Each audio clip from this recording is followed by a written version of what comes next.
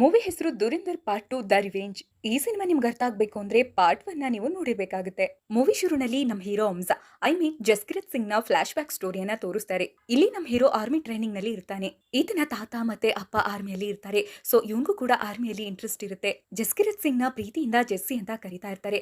ಜೆಸ್ಸಿಗೆ ಇಬ್ರು ತಂಗಿರ್ ಕೂಡ ಇರ್ತಾರೆ. ನೆಕ್ಸ್ಟ್ ಸೀನ್ ಅಲ್ಲಿ ಜೆಸ್ಸಿ ಫ್ರೆಂಡ್ ಗುರ್ಬತ್ ಸಿಂಗ್ ಅಲಿಯಾಸ್ ಸಿಂಧಾ ಜೆಸ್ಸಿನ ಕರ್ಕೊಂಡು ಯುಪಿಯಲ್ಲಿರೋ ಅತೀಫ್ ಅಹ್ಮದ್ ಹತ್ರ ಹೋಗ್ತಾರೆ. ಇಲ್ಲಿ ಸಿಂಧಾ ಅಹ್ಮದ್ ಹತ್ರ ಡ್ರಗ್ಸ್ ನ ಬೈ ಮಾಡ್ತಾನೆ. ಜೊತೆಗೆ AK-47 ಗನ್ ಕೂಡ ಕೇಳ್ತಾನೆ. ಅತೀಫ್ ಅಹ್ಮದ್ ಗನ್ ಯಾಕೆ ಅಂತ ಕೇಳಿದಕ್ಕೆ ಸಿಂಧಾ ಹೇಳ್ತಾನೆ, ಹುಡುಗರು ಡ್ರಗ್ಸ್ ತಗೊಂಡು ನಶೆಲಿರ್ತಾರೆ, ದುಡ್ಡು ಕೊಟ್ಟಿರೋದಿಲ್ಲ, ಹಾಗಾಗಿ ಅವ್ರನ್ನ ಹೆದರಿಸೋದಕ್ಕೆ ಬೇಕು. ಜೊತೆಗೆ ನಾವು ಕೂಡ ಸ್ವಲ್ಪ ಪ್ರಾಬ್ಲಮ್ ಅಲ್ಲಿ ಇದೀವಿ, ಸೊ ನಮ್ ಸೇಫ್ಟಿಗೂ ಕೂಡ ಬೇಕಾಗಬಹುದು ಅಂತ ಕೇಳ್ತಾನೆ. ಈಗ ಜೆಸ್ಸಿ ಮತ್ತೆ ಸಿಂಧಾ ಡ್ರಗ್ಸ್ ಹಾಗೆ ಗನ್ ಅನ್ನ ತಗೊಂಡು ಅಲ್ಲಿಂದ ಹೊರಟು MLA ಸುಖವಿಂದರ್ ಸಿಂಗ್ ಮನೆ ಹತ್ರ ಬರ್ತಾರೆ. ಜೆಸ್ಸಿ ಈಗ MLAಗೆ ಚೆನ್ನಾಗಿ ಹೊಡೆದು ನನ್ ತಂಗಿ ಎಲ್ಲಿ ಅಂತ ಕೇಳ್ತಾನೆ. ಫ್ರೆಂಡ್ಸ್, ಇಲ್ಲಿ ನಮ್ಗೆ ಈಗ ಅರ್ಥ ಆಗುತ್ತೆ MLA ಕಡೆಯವರು ಜೆಸ್ಸಿ ತಂಗಿನ ಕಿಡ್ನಾಪ್ ಮಾಡಿರ್ತಾರೆ ಅಂತ. ಈಗ MLA ಯಾವ ತಂಗಿ ನನ್ಗೇನು ಗೊತ್ತಿಲ್ಲ, ನಾವ್ ಯಾರನ್ನೂ ಕಿಡ್ನಾಪ್ ಮಾಡಿಲ್ಲ ಅಂತ ಹೇಳ್ತಾನೆ. ಎಷ್ಟೇ ಕೇಳಿದ್ರು MLA ಬಾಯ್ ಬಿಡ್ತಾ ಇರೋದಿಲ್ಲ. ಜೆಸ್ಸಿ ಇವನ್ನ ಈಗ ಶೂಟ್ ಮಾಡಿ ಸಾಯಿಸ್ತಾನೆ. ಈ ಸೌಂಡ್ಗೆ MLA ಮನೆಯಲ್ಲಿ ತುಂಬಾ ಜನ ಇರೋದ್ರಿಂದ ಎಲ್ರು ಕೂಡ ಬರ್ತಾರೆ. ಅವ್ರ ಹತ್ರ ಕೂಡ ವೆಪನ್ಸ್ ಇರುತ್ತೆ. ಜೆಸ್ಸಿ ಈಗ ಒಬ್ಬೊಬ್ಬರನ್ನು ನನ್ ತಂಗಿಯಲ್ಲಿ ಅಂತ ಕೇಳ್ತಾನೆ. ಒಬ್ರು ಕೂಡ ಬಾಯ್ ಬಿಡೋದಿಲ್ಲ. ಈಗ ಜೆಸ್ಸಿ ಅಲ್ಲಿರೋ ಒಬ್ಬೊಬ್ಬರನ್ನು ಕೂಡ ಬಿಡದೆ ಕ್ರೂರವಾಗಿ ಹೊಡೆದು ಶೂಟ್ ಮಾಡಿ ಸಾಯಿಸ್ತಾನೆ. ಅಲ್ಲಿರೋ ಒಬ್ಬ ವ್ಯಕ್ತಿ ಮಾತ್ರ ಹೆದರ್ಕೊಂಡು ನನ್ನ ಸಾಯಿಸ್ಬೇಡ, ನಿನ್ ತಂಗಿನ ಒಂದು ಶೆಡ್ ಅಲ್ಲಿ ಕೂಡಾಕಿದೀವಿ ಅಂತ ಹೇಳ್ತಾನೆ. ಶೆಡ್ ಹತ್ರ ಬಂದು ತನ್ನ ತಂಗಿಯನ್ನ ನೋಡ್ತಾನೆ. ಇಲ್ಲಿ ಜೆಸ್ಸಿ ತಂಗಿ ತುಂಬಾನೇ ಇಂಜೂರ್ ಆಗಿರ್ತಾಳೆ. ಈಕೆಗೆ MLA ಕಡೆಯವರು ತುಂಬಾನೇ ಹಿಂಸೆ ಕೊಟ್ಟಿರ್ತಾರೆ. ಜೆಸ್ಸಿಗೆ ತನ್ನ ತಂಗಿ ಪರಿಸ್ಥಿತಿಯನ್ನ ನೋಡಕ್ಕಾಗ್ತಾ ಇರೋದಿಲ್ಲ.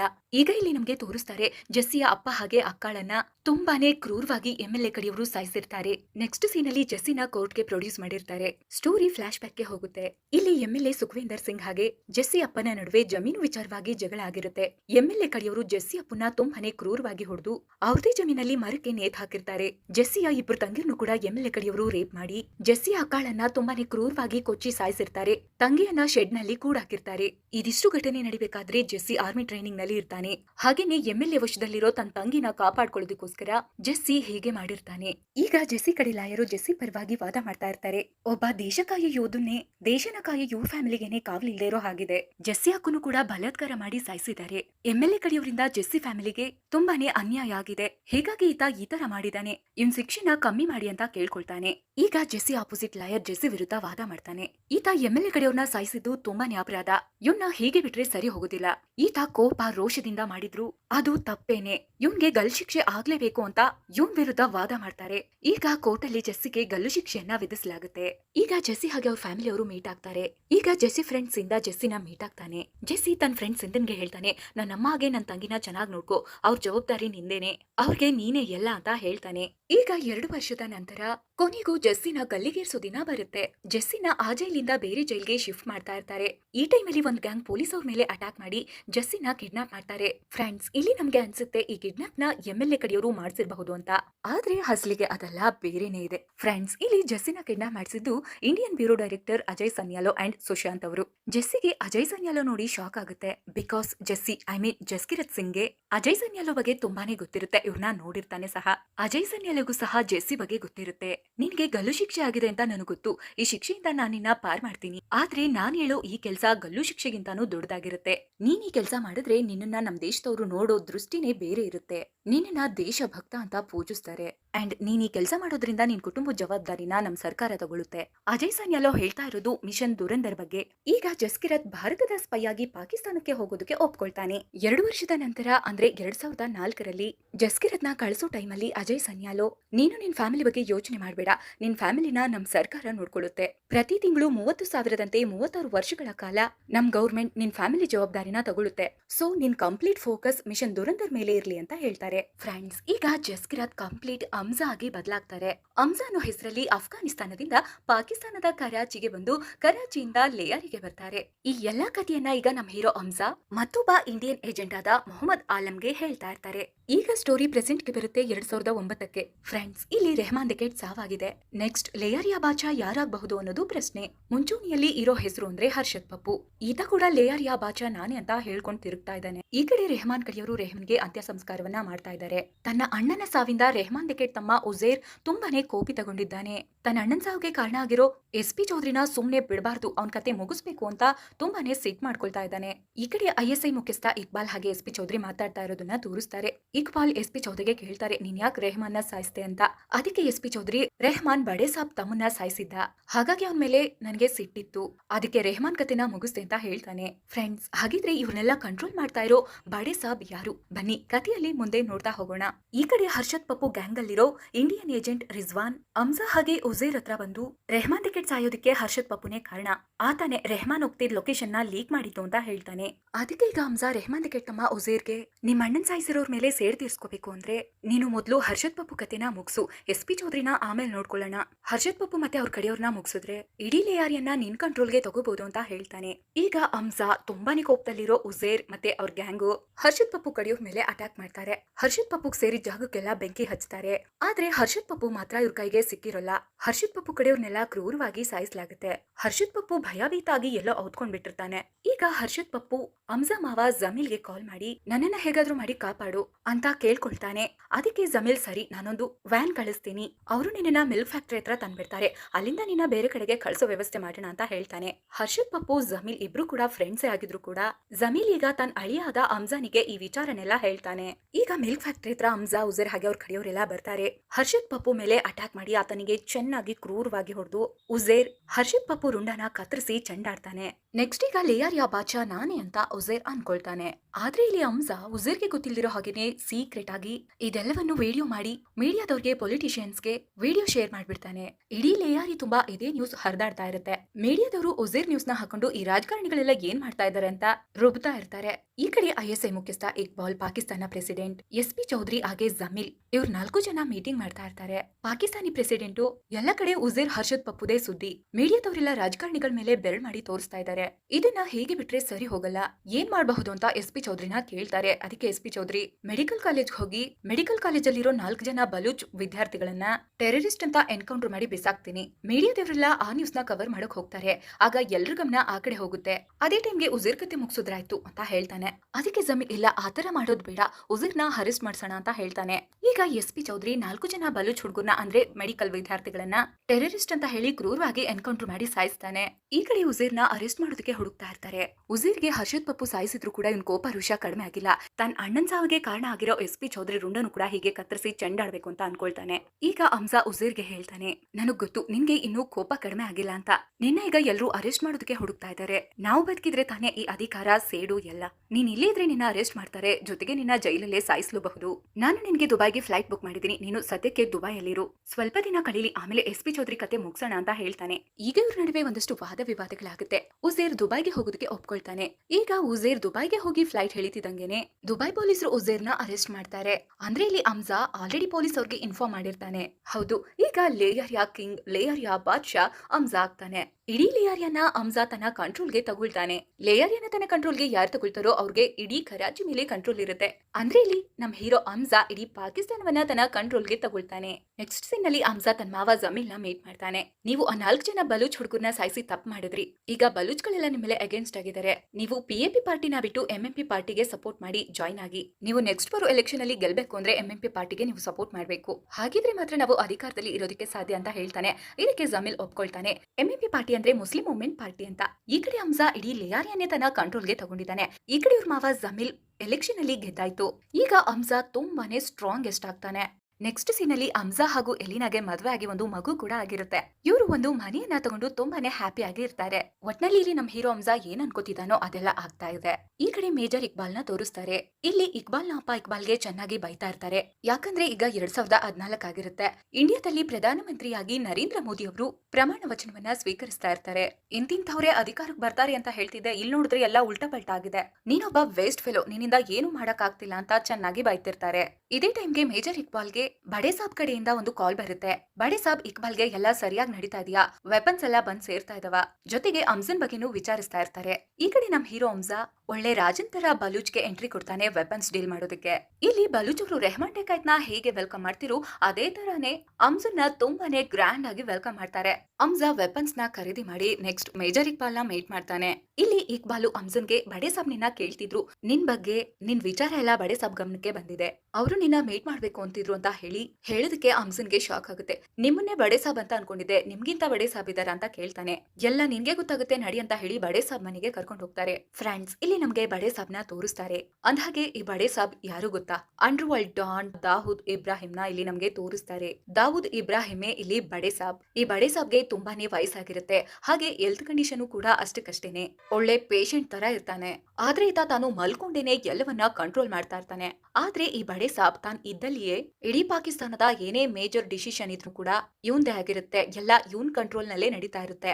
ಹಾಗೆ ಇಂಡಿಯಾದ ಮೇಲೆ ಹೇಗೆ ಅಟ್ಯಾಕ್ ಮಾಡ್ಬೇಕು, ಯಾವಾಗ ಅಟ್ಯಾಕ್ ಮಾಡ್ಬೇಕು ಎಲ್ಲವನ್ನೂ ಸಹ ಈ ಬಡೆ ಸಾಬೇ ಡಿಸೈಡ್ ಮಾಡ್ತಿರ್ತಾನೆ. ಇಲ್ಲಿ ಬಡೆ ಸಾಬ್ ಅಮ್ಜನ್ಗೆ ಒಂದು ಕೆಲಸನ ವಹಿಸ್ತಾರೆ. ಅದೇನಪ್ಪಾ ಅಂದ್ರೆ ಇಂಡಿಯಾದಿಂದ ಒಂದಷ್ಟು ಜನ ಬರ್ತಾರೆ. ಅವ್ರಿಗೆ ಡ್ರಗ್ಸ್ ನ ಸಪ್ಲೈ ಮಾಡ್ಬೇಕಾಗಿರುತ್ತೆ. ಕರಾಚಿಯಲ್ಲಿ ತುಂಬಾನೇ ಕಡಿಮೆ ಬೆಲೆಗೆ ಡ್ರಗ್ಸ್ ಸಿಗ್ತಾ ಇರುತ್ತೆ. ಇದನ್ನ ಇಂಡಿಯಾದವರು ಬಂದು ತಗೊಂಡು ವಾಪಸ್ ತಮ್ಮ ಇಂಡಿಯಾದಲ್ಲಿ ಅದನ್ನ ಅತಿ ಹೆಚ್ಚಿನ ಬೆಲೆಗೆ ಮಾರಾಟ ಮಾಡ್ತಾರೆ. ಇದರಿಂದ ಬರೋ ದುಡ್ಡಿಂದ ಪಾಕಿಸ್ತಾನದವರು ವೆಪನ್ಸ್ ನ ತಗೋತಾ ಇರ್ತಾರೆ. ಜಾಸ್ತಿ ಬೆಲೆಗೆ ಇಂಡಿಯಾದಲ್ಲಿ ಡ್ರಗ್ಸ್ ನ ಮಾರ್ದಂಗೂ ಆಯ್ತು. ಇಂಡಿಯನ್ ಯೂತ್ಸ್ ನ ಡ್ರಗ್ಸ್ ತಗೊಂಡು ನಶೆಲಿರೋ ತರ ಮಾಡಿ ಅವ್ರನ್ನು ಕೂಡ ಹಾಳ್ ಮಾಡ್ದಂಗಾಯ್ತು ಅನ್ನೋ ತರ ಪ್ಲಾನ್ ಮಾಡಿ ಬಡೆ ಸಾಬು ಯಾವುದೇ ರೀತಿ ತೊಂದರೆ ಆಗದಿದ್ದಂಗೆ ಇಂಡಿಯಾ ಬಾರ್ಡರ್ ನ ದಾಟಿಸ್ಬೇಕು ಅಂತ ಈಗ ಡ್ರಗ್ಸ್ ಸ್ಮಗ್ಲಿಂಗ್ ಕೆಲಸನ ಅಮ್ಜಾ ಹಾಗೆ SP ಚೌಧರಿಗೆ ವಹಿಸ್ತಾರೆ. ಅಮ್ಜನ್ಗೆ ಈ ಡ್ರಗ್ಸ್ ಸ್ಮಗ್ಲಿಂಗ್ ಕೆಲಸ ಇಷ್ಟ ಇರೋದಿಲ್ಲ. ಆದ್ರೂ ಕೂಡ ವಿಧಿ ಇಲ್ದೇನೆ ಬಡೆ ಸಾಬ್ ಆಜ್ಞೆ ಅನ್ನೋದಕ್ಕೆ ಬಲವಂತವಾಗಿ ಒಪ್ಕೊಳ್ತಾನೆ. ಈಗ ಡ್ರಗ್ಸ್ ಡೀಲ್ ಮಾಡೋದಕ್ಕೆ ಪಂಜಾಬ್ ಇಂದ 3 ಜನ ಬರ್ತಾರೆ. ಇವ್ರನ್ನ ರಿಸೀವ್ ಮಾಡೋ ಕೆಲಸನೂ ಅಮ್ಜನ್ಗೆ ವಹಿಸಿರ್ತಾರೆ. ಅಮ್ಜನ್ಗೆ ಈ 3 ಜನ ವ್ಯಕ್ತಿಲಿ ಒಬ್ಬ ವ್ಯಕ್ತಿನ ನೋಡಿ ತುಂಬಾನೇ ಶಾಕ್ ಆಗುತ್ತೆ. ಯಾಕೆ ಗೊತ್ತಾ? ಈ 3 ಜನದಲ್ಲಿರೋ ಒಬ್ಬ ವ್ಯಕ್ತಿ ಇವನ ಬಾಲ್ಯದ ಗೆಳೆಯ ಸಿಂಧಾ ಆಗಿರ್ತಾನೆ. ಸಿಂಧನ ನೋಡಿ ಅಮ್ಜನ್ಗೆ ತುಂಬಾನೇ ಶಾಕು. ಈತ ನನ್ನ ಐಡೆಂಟಿಫೈ ಮಾಡ್ಬಿಡ್ತಾನೋ ಅಂತ. ಆದ್ರೆ ಸಿಂಧಾ ಇವನ್ನ ಗುರ್ತೆ ಹಿಡಿಯೋದಿಲ್ಲ. ಆದ್ರೂ ಅಮ್ಜಾ ತುಂಬಾನೇ ಟೆನ್ಷನ್ ಅಲ್ಲಿ ಇರ್ತಾನೆ. ಈಗ ಇವರು ಡ್ರಗ್ಸ್ ಡೀಲ್ ಮಾಡೋ ಜಾಗಕ್ಕೆ ಬರ್ತಾರೆ. ಇಲ್ಲಿ ಮೇಜರ್ ಇಕ್ಬಾಲ್ ಮತ್ತೆ ಒಂದಷ್ಟು ಜನ ಇರ್ತಾರೆ. ಮೈನ್ ಆಗಿ ಇಲ್ಲಿ ಇಂಡಿಯಾಗೆ ಬೇಕಾಗಿರುವಷ್ಟು ಡ್ರಗ್ಸ್ ನ ಪಾರ್ಟ್ 1 ಅಲ್ಲಿ ಫ್ಲೈಟ್ ನ ಹೈಜಾಕ್ ಮಾಡಿದ್ರಲ್ಲ ಜಹೂರ್ ಮಿಸ್ತ್ರಿ, ಆ ವ್ಯಕ್ತಿ ಇಲ್ಲಿ ಡ್ರಗ್ಸ್ ನ ಸಪ್ಲೈ ಮಾಡ್ತಿರ್ತಾನೆ. ಈ ಮಿಸ್ತ್ರಿನ ನೋಡಿ ಅಮ್ಜನ್ಗೆ ತುಂಬಾನೇ ಶಾಕ್ ಆಗುತ್ತೆ. ಮೇಜರ್ ಇಕ್ಬಾಲ್ ಯಾವ್ದೋ ಮೀಟಿಂಗ್ ಇದೆ, ನಾನು ಹೊರಡ್ತೀನಿ ಅಂತ ಹೇಳಿ ಈ 3 ಜನನ ನೀನೇ ಹ್ಯಾಂಡಲ್ ಮಾಡೋ ಅಂತ ಹೇಳಿ ಅಮ್ಜನ್ಗೆ ವಹಿಸ್ಬಿಟ್ಟು ಹೋಗ್ತಾರೆ. ಇಲ್ಲಿ ಸಿಂಧಾ ಅಮ್ಜನ್ ಹತ್ರ ಬಂದು ಎಷ್ಟು ದೂರ ಬಂದಿದೀವಿ, ಪಾರ್ಟಿ ಗಿಟ್ಟಿಲ್ವಾ ಅಂತ ಕೇಳ್ತಾನೆ. ಅದಕ್ಕೆ ಈಗ ಅಮ್ಜಾ ಮನೆಯಲ್ಲೇ ಒಂದು ಪಾರ್ಟಿಯನ್ನ ಅರೇಂಜ್ ಮಾಡ್ತಾನೆ. ಪಾರ್ಟಿಯಲ್ಲಿ ಎಲ್ಲರೂ ಕೂಡ ನಶೆಯಲ್ಲಿ ಇರ್ತಾರೆ. ಇಲ್ಲಿ SP ಚೌಧರಿ ಅಮ್ಜನ್ಗೆ ಉಜೇರ್ನ ದುಬೈ ಜೈಲಿಂದ ಪಾಕಿಸ್ತಾನ ಜೈಲ್ಗೆ ಶಿಫ್ಟ್ ಮಾಡ್ತಾ ಇದ್ದಾರೆ. ಉಜೇರ್ನ ದಾರಿ ಮಧ್ಯದಲ್ಲೇ ಸಾಯಿಸ್ಬೇಕು ಅಂತ ಅನ್ಕೊಂಡಿದೀನಿ. ನೀನಾಗ್ಲಿ ಉಜೇರ್ ಕಡಿಯೋರಾಗ್ಲಿ ಯಾರು ಕೂಡ ಇದಕ್ಕೆ ಅಡ್ಡಿ ಆಗ್ಬಾರ್ದು ಅಂತ ಹೇಳ್ತಾನೆ. ಇದಕ್ಕೆ ಅಮ್ಜಾ ಸರಿ ಅಂತ ಹೇಳ್ತಾನೆ. ಈ ಕಡೆ ಸಿಂಧಾ ತುಂಬಾ ನಶೆಯಲ್ಲಿ ಇರ್ತಾನೆ. ವಾಶ್ರೂಮ್ ಎಲ್ಲಿ ಅಂತ ಬಂದು ಅಮ್ಜನ್ನ ಕೇಳ್ತಾನೆ. ಅಮ್ಜಾ ಸ್ಟ್ರೈಟ್ ಹೋಗಿ ಹಿಂಗ್ ಟರ್ನ್ ಆಗಿ ಅಂತ ಹೇಳ್ತಾನೆ. ಅದಕ್ಕೆ ಸಿಂಧಾ ನಾನು ತುಂಬಾ ನಶೆಯಲ್ಲಿದ್ದೀನಿ, ಸ್ವಲ್ಪ ಬನ್ನಿ ಅಂತ ಹೇಳಿ ಜೊತೆಗೆ ಕರ್ಕೊಂಡು ಹೋಗ್ತಾನೆ. ಸಿಂಧಾ ಅಲ್ಲಿ ಡ್ರಗ್ಸ್ ನ ತನ್ಗೆ ಇಂಜೆಕ್ಟ್ ಮಾಡ್ಕೊಳ್ತಾನೆ. ಇಲ್ಲಿ ಸಿಂಧಾ ಅಮ್ಜನ್ನ ಗುರ್ತು ಹಿಡಿತಾನೆ. ಎಷ್ಟು ವರ್ಷದಿಂದ ಇಲ್ಲೇ ಇದೆಯಾ ಅಂತ ಕೇಳ್ತಾನೆ. ಅದಕ್ಕೆ ಅಮ್ಜಾ ನಾನು 10 ವರ್ಷದಿಂದ ಇಲ್ಲೇ ಇದ್ದೀನಿ ಅಂತಾನೆ. ಅದಕ್ಕೆ ಸಿಂಧಾ ಸುಳ್ಳು ಹೇಳ್ಬೇಡ ಜೆಸ್ಸಿ, ನಿಂಗೆ ಮನೆ ನೆನ್ಪಾಗ್ತಿಲ್ವಾ ಅಂತ ಕೇಳ್ತಾನೆ. ಈಗ ಅಮ್ಜನ್ಗೆ ತುಂಬಾ ಶಾಕು, ಎಲ್ಲ ಗೊತ್ತಾಗೋಗಿದೆ ಅಂತ.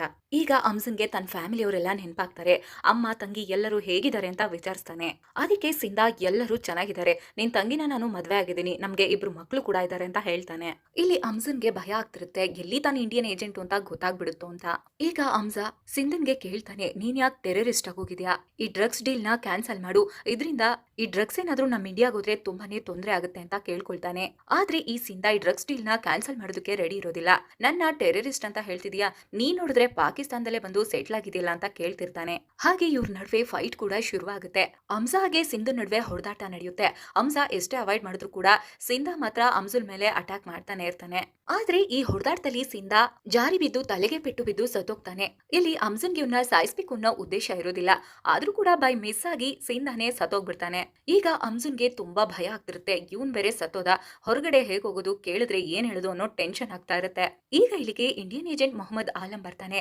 ಈತ ಅಮ್ಜನ್ಗೆ ಹೇಳ್ತಾನೆ, ನೀನೇನು ತಲೆ ಕೆಡಿಸ್ಕೋಬೇಡ, ಈ ಕೊಲೆನ ನಾನ್ ಮಾಡ್ದೆ ಅಂತ ಹೇಳ್ತೀನಿ. ನಾನು ಬಂದಿರೋ ಕೆಲ್ಸನ ಸಾಕಷ್ಟು ಮುಗಿಸಿದೀನಿ. ಆದ್ರೆ ನೀನು ಇಲ್ಲಿರೋದು ತುಂಬಾನೇ ಇಂಪಾರ್ಟೆಂಟು, ನೀನು ಇಂಡಿಯನ್ ಏಜೆಂಟ್ ಅಂತ ಯಾರಿಗೂ ಇಲ್ಲಿ ಗೊತ್ತಾಗ್ಬಾರ್ದು ಅಂತ ಹೇಳ್ತಾನೆ. ಅಮ್ಜನ್ಗೆ ತುಂಬಾನೇ ಟೆನ್ಷನ್ ಆಗ್ತಾ ಇರುತ್ತೆ. ಆದ್ರೂ ಕೂಡ ಮೊಹಮ್ಮದ್ ಆಲಂ ಹೇಳೋದಕ್ಕೆ ಅವನು ಈಗ ವಾಪಸ್ ಪಾರ್ಟಿ ಮಾಡೋ ಜಾಗಕ್ಕೆ ಬಂದು ತುಂಬಾನೇ ಟೆನ್ಷನ್ ಆಗಿ ಸಿಟ್ಟು ಮಾಡ್ಕೊಂಡಿರ್ತಾನೆ. ಇಲ್ಲಿ ಮೊಹಮ್ಮದ್ ಆಲಂ ಸತ್ತಿರೋ ಸಿಂಧನ್ಗೆ ಶೂಟ್ ಮಾಡ್ತಾನೆ. ಯಾಕಂದ್ರೆ ತಾನೇ ಸಾಯಿಸ್ತೆ ಅನ್ನೋ ತರ ಆಗ್ಬೇಕು ಅನ್ನೋ ತರ. ಹಾಗೆ ಇವರಿಬ್ಬರ ನಡುವೆ ಹೊಡೆದಾಟ ಆಗಿದೆ ಅನ್ನೋ ತರ ಮೈ ಮೇಲೆಲ್ಲ ರಕ್ತ ಗಾಯ ತರ ಮಾಡ್ಕೊಳ್ತಾನೆ. ಫ್ರೆಂಡ್ಸ್, ಅಂದ್ರೆ ಇಲ್ಲಿ ಮೊಹಮ್ಮದ್ ಆಲಂ ಅಮ್ಜನ್ನ ಇದ್ರಿಂದ ಪಾರ್ ಮಾಡೋದಕ್ಕೋಸ್ಕರ ಸಿಂಧನ್ನ ತಾನೇ ಕೊಲೆ ಮಾಡಿರೋದಾಗಿ ಎಲ್ಲರಿಗೂ ಅನ್ಸೋ ತರ ಮಾಡ್ತಾನೆ. ಈಗ ಎಲ್ಲರೂ ಒಂದು ಮೊಹಮ್ಮದ್ ಆಲಂನ ಹಿಡ್ಕೊಳ್ತಾರೆ. ಸಿಂಧನ್ನ ಸಾಯಿಸಿರೋದ್ರಿಂದ ಇವನೊಬ್ಬ ಇಂಡಿಯನ್ ಏಜೆಂಟ್ ಇರ್ಬೋದು ಅಂತ ಎಲ್ರಿಗೂ ಅನುಮಾನ ಬಂದು ಇದನ್ನ ಪ್ರಶ್ನೆ ಮಾಡ್ತಾ ಇರ್ತಾರೆ. ಈಗ ಈ ಜಾಗಕ್ಕೆ ಹಮ್ಜಾ ಬರ್ತಾನೆ. ಇವನ್ಗೆ ಮತ್ತೆ ಶಾಕ್ ಆಗುತ್ತೆ.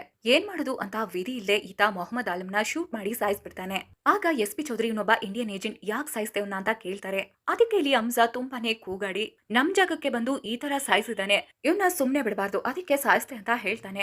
ಈಗ ಎಸ್ ಪಿ ಚೌಧರಿಗೆ ಹಮ್ಜನ್ ಮೇಲೆ ಡೌಟ್ ಬರುತ್ತೆ. ಯಾಕಂದ್ರೆ ಪಾಕಿಸ್ತಾನದಲ್ಲಿ ಇಂಡಿಯನ್ ಏಜೆಂಟ್ ಸಿಕ್ಕಾಕೊಂಡಾಗ ಆ ವ್ಯಕ್ತಿನ ಅವರು ಒಂದೇ ಸಲ ಶೂಟ್ ಮಾಡಿ ಸಾಯಿಸಲ್ಲ. ನಿಮಗೆ ಗೊತ್ತಿರಬಹುದು ಅವ್ರಿಗೆ ಎಷ್ಟು ಹಿಂಸೆನ ಕೊಟ್ಟು ಅವ್ರ ಹತ್ರ ಬಾಯಿ ಬಿಡಿಸ್ತಾರೆ ಅಂತ. ಇಲ್ಲಿ ನೋಡಿದ್ರೆ ಹಮ್ಜಾ ಒಂದೇ ಹಿಟ್ಗೆ ಶೂಟ್ ಮಾಡ್ಬಿಟ್ಟಿದ್ದಾನೆ.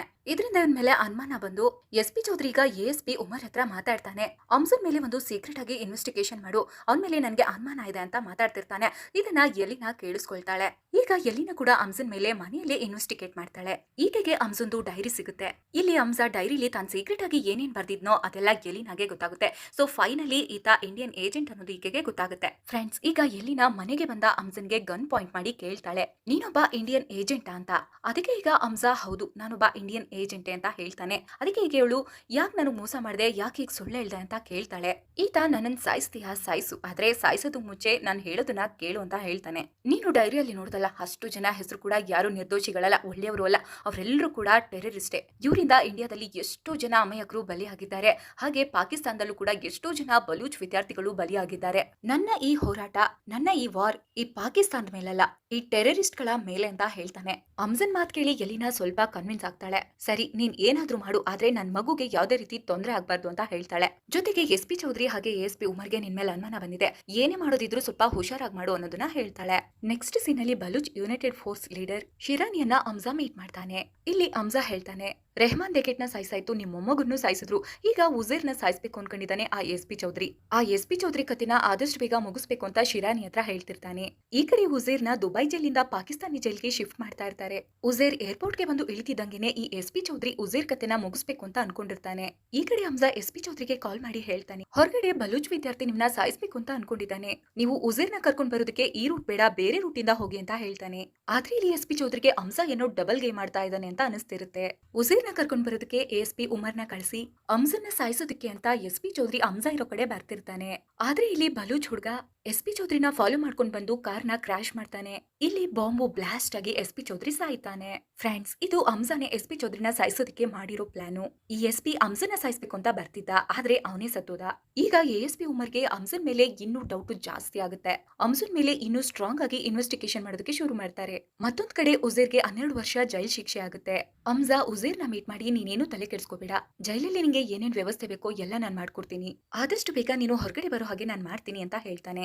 ನೆಕ್ಸ್ಟ್ ಈಗ ಹಮ್ಜಾ ಯಾರಿಗೂ ಗೊತ್ತಿಲ್ದಿರೋ ಹಾಗೆ ಸೀಕ್ರೆಟ್ ಆಗಿ ದುಬೈನ ಒಂದು ಹೋಟೆಲ್ ನಲ್ಲಿ ಅಜಯ್ ಸನ್ಯಾಲೋ ಹಾಗೆ ಸುಶಾಂತ್ ನ ಮೀಟ್ ಮಾಡಿ ಬಡೆ ಸಾಬ್ ಅಂದ್ರೆ ದಾವೂದ್ ಇಬ್ರಾಹಿಂ ಬದುಕಿರೋ ವಿಚಾರ, ಡ್ರಗ್ಸ್ ಸ್ಮಗ್ಲಿಂಗ್, ಹಾಗೇನೆ ಪಾಕಿಸ್ತಾನದವರು ಇಂಡಿಯಾದ ವಿರುದ್ಧ ಏನೇನೆಲ್ಲ ಕೆಲಸ ಮಾಡ್ತಿರ್ತಾರೆ ಎಲ್ಲ ವಿಚಾರವನ್ನ ಹೇಳ್ತಾನೆ. ಜೊತೆಗೆ ಉತ್ತರ ಪ್ರದೇಶದಲ್ಲಿ ನಡೀತಾ ಇರೋ ಎಲೆಕ್ಷನ್ಗೆ 500 ರೂಪಾಯಿ ಹಾಗೆ 1000 ರೂಪಾಯಿ ನೋಟ್ ಸುಮಾರು 11,000 ಕೋಟಿ ಹಣವನ್ನ ನೇಪಾಳದ ಮೂಲಕ ಈಗ ಆಲ್ರೆಡಿ ಉತ್ತರ ಪ್ರದೇಶ ತಲುಪಿದೆ. ಮತ್ತೆ 60,000 ಕೋಟಿ ಕೋಟಾ ನೋಟ್ ಹಣವನ್ನ ಇಂಡಿಯಾಗೆ ಕಳಿಸೋದ್ರಲ್ಲಿದ್ದಾರೆ ಅಂತ ಹೇಳ್ತಾನೆ. ಈ ವಿಚಾರ ಕೇಳಿ ಅಜಯ್ ಸನ್ಯಾಲೋಗೆ ಶಾಕ್ ಆಗುತ್ತೆ.